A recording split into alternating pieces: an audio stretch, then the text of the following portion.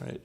Hey, House Church, it is a down week, and normally what I would do is the question mark, light bulb, and arrow from my sermon, and it would be just in case you aren't serving somewhere this week, you can dive into talking about the sermon and bless each other that way. But I think I'm going to go in a different direction today because for the last few months, just because of staffing transitions, we haven't had a point person for house churches. And I know that some house church leaders are sensing a bit of drift in their house churches, and I want to do a video here that will help all of you get recalibrated and aligned over summer because there has been some reoccurring questions that have come my way that all have the same answer. The questions are different, but I think they have the same answer.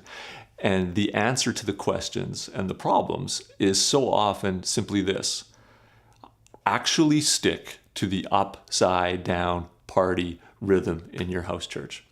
So a question like, Nathan, we've got this person in our house church who's going through a hard time relationally with their kid or their wife or their parent or with somebody at work, and it dominates every single house church. But the thing is, it's a legit issue, and we can't figure out a way to say to them, we know, like, just stop. We're sympathetic. We'll pray. We'll help. But we can't do another hour of talking about this. It's ripping the group apart. It's a rare house church leader that can say that without feeling like an absolute cruel moron. But what you can do is say, you know what, that's actually perfect stuff to dive in on side week, but this is an up week when we're supposed to be talking about what we're reading in Luke, what we're hearing from God, who we're praying for to come to church. Part of a balanced spiritual life is to not always just be talking about ourselves.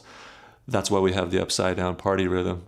Now I've kind of wandered off script a bit. You probably wouldn't want to be that hard on them, but you see how easy it is to say this is actually an up week and we need to get through this stuff so that we can fully represent following Jesus by firing on all syllables, upside down and party.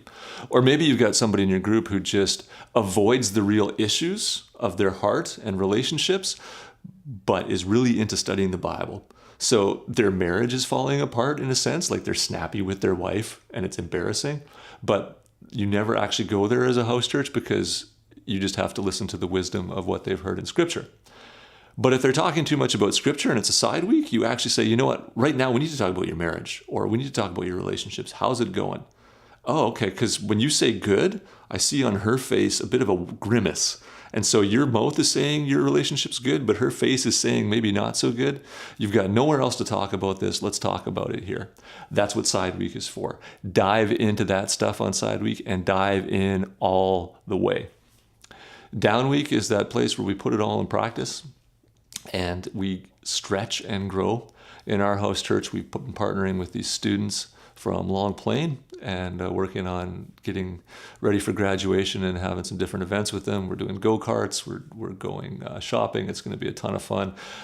And that just came out of us praying and seeing what God has right in front of us. Every house church needs to have a down project of some sort. Otherwise, your chairs are just in a circle and you either do up or side all the time. And then, of course, the point of all that is to party all the time, have your life filled with joy. And so we focus on that because for some of us, joy hasn't been part of our Christian journey. And we need to understand that we actually can just relax. We actually are cared for. We can celebrate with each other. So talk about that. If you don't have a down project, talk about getting back on track as an upside down party house church instead of just a group of people that have a Bible study or a group of people that have a group therapy session. You're missing out on the fullness of the multi-syllable upside down life. So that's my offering to you as the pastor here to see healthy house churches firing on all syllables. Maybe dive into these questions then. What syllable are you strongest on?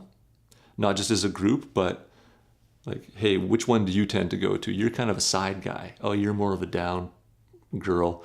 You really focus on up. Have that conversation. Who pulls you in what direction? And then as a group, commit to getting on track with the actual rhythms that will help you develop spiritually instead of have you feeling like you're kind of going in circles. Okay, I hope that's helpful. Have a great house church, and we'll see you Sunday.